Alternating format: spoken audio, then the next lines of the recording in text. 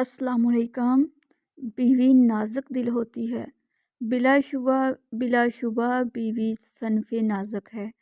ان کے دل چھوٹے اور نازک ہوتے ہیں۔ ناز اور ادا ان کی فطرت میں شامل ہے۔ ذرا سی خلاف طبیعت بات پر رنجیدہ ہو جاتی ہے۔ اس لیے خاوند کو اپنی بیوی کی مجموعی کیفیت کا خاص خیال رکھنا چاہیے۔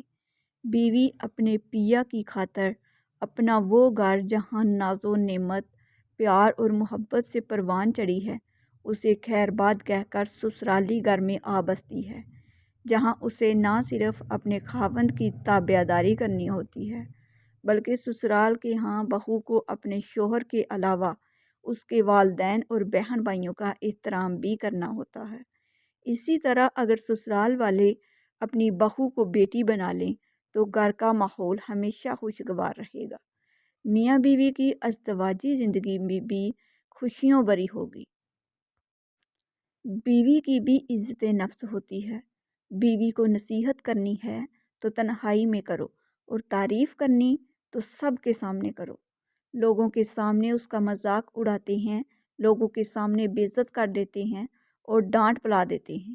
اپنے طور پر تو وہ اچھے بن جاتے ہیں، دوسروں کو تاثر یہ مل جاتا ہے کہ دیکھو گھر میں میرا کتنا کنٹرول ہے۔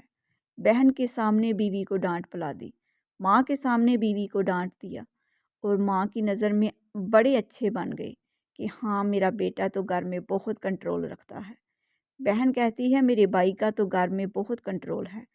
یوں وہ اپنی ماں بہن کی نظر میں بڑے اچھے بن گئے، مگر حقیقتاً اپنی بیوی کی نظر میں انہوں نے اپنے وقار کو صفر بنا دیا۔ اس لیے ہر ایک کی اپنی عزت نفس ہوتی ہے۔ جب کسی کی عزت نفس کو مجروح کیا جاتا ہے تو پھر اس انسان کا دل ٹوٹ جاتا ہے اور یہ چیز گناہ میں شامل ہے۔ لہذا اس کی عزت نفس کا خیال رکھنا چاہیے۔ اس کو نصیحت کرنی ہے تو تنہائی میں کرو، اگر تعریف کرنی ہے تو لوگوں کے سامنے کرو۔ اس نصیحت کو زندگی کا اصول بنا لو۔ اس نصیحت کو زندگی کا اصول بنا لو۔ تنہائی میں اگر بیوی کو جلی کٹی بھی سنا دو گے، بیوی برداشت کر لے گی، مگر لوگوں کے سامنے کی ذلت برداشت کرنا مشکل ہوتا ہے۔ اس لیے یہ بات ذہن میں رکھیں کہ بیوی کو دوسروں کے سامنے کبھی بھی اس طرح تنقید کا نشانہ نہ بناؤ۔ وہ زندگی کی ساتھی ہے۔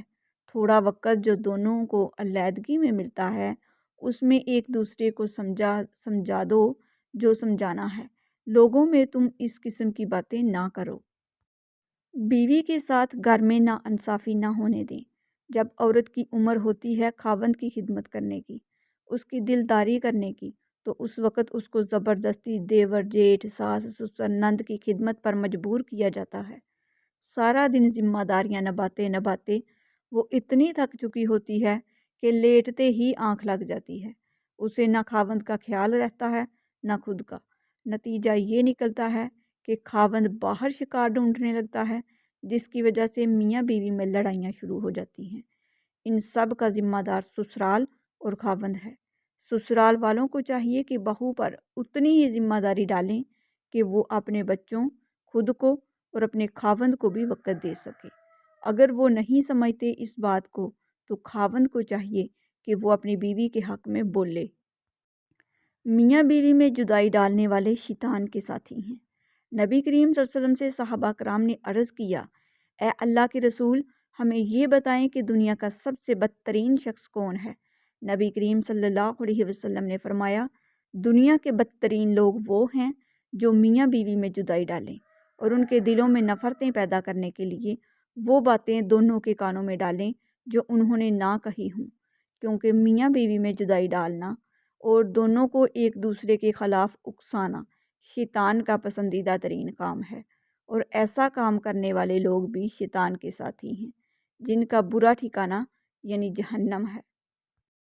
رسول اللہ صلی اللہ علیہ وسلم نے ارشاد فرمایا، جو کسی مومن کو بدنام کرنے کے لیے اس کا ذکر کرے اور اس طرح لوگوں کی نظر میں اس کا احترام ختم کرنا چاہتا ہو تو اللہ اسے اپنی ولایت سے نکال کر شیطان کی ولایت میں دے دیتا ہے، لیکن شیطان بھی اسے قبول نہیں کرتا۔ بدنام کرنے کا انجام۔ نبی کریم صلی اللہ تعالی علیہ وسلم نے ارشاد فرمایا، جو شخص کسی کو بدنام کرنے کے لیے اس میں ایسی برائی بیان کرے جو اس میں نہ ہو تو اللہ تعالیٰ اسے دوزخ کی آگ میں قید رکھیں گے یہاں تک کہ وہ اس برائی کو ثابت کر دے۔ وہ ثابت نہیں کر سکے گا۔ تباہی اور بربادی ہے ایسے تمام لوگوں کے لیے جو انسانوں کو تانے دیتے رہتے ہیں اور ان کے عیبوں کی تلاش میں لگے رہتے ہیں۔ فجر کے وقت کچھ لوگ تکیے پر سر رکھ کر سوتے ہیں اور کچھ لوگ مصلے پر سر رکھ کے روتے ہیں۔ سونے والے خوبصورت خواب دیکھتے ہیں اور رونے والے خوبصورت تقدیر پا لیتے ہیں۔ کبھی کبھی اللہ ہمارے وجود کو بچانے کے لیے ہمارا دل توڑتا ہے۔ امام زین العابدین نے فرمایا، آخری زمانے میں جو چیز سب سے کم ملے گی وہ بھروسہ مند دوست اور حلال رزق ہوگا۔ نا امید مت ہونا کبھی رب کی رحمت سے، وہ چاہے تو کھلا دیتا ہے پھول صحرا میں۔ بھلے تمہاری نظر میں تم بے بس ہو، مگر حقیقت یہ ہے کہ اس نے ہر فیصلہ تمہارے ہاتھ میں تھما رکھا ہے کہ چاہو تو مجھ سے خفا رہ کر سب گنوا دو اور چاہو تو مجھ کو منا کر وہ بھی پالو جو کوئی نہیں پا سکا۔ خدا پر یقین وہ طاقت ہے جو پتھر کو بھی پانی بنا دے۔ مشکلوں سے لڑنا نہیں بلکہ سنبھل کر گزرنا سیکھو، ورنہ آپ کی شخصیت تباہ ہو جائے گی۔ آپ اپنی زندگی سے بھلے خوش نہ ہوں، پر کچھ لوگ ایسے بھی ہیں جو آپ جیسی زندگی جینے کے لیے ترستے ہیں۔ زندگی میں پریشانی کا ایک ہی حل ہے، اللہ سے بات کریں، اللہ سے مانگیں، اللہ پر چھوڑ دیں، اللہ پر بھروسہ کریں۔ توبہ ایک ایسا دروازہ ہے جو موت کی ہچکی تک کھلا رہتا ہے۔ دعا ایک ایسا عمل ہے جو تقدیر کو مات دے سکتی ہے۔ ضمیر ایک ایسا ساتھی ہے جو ہمیشہ حق کی راہ دکھاتا ہے۔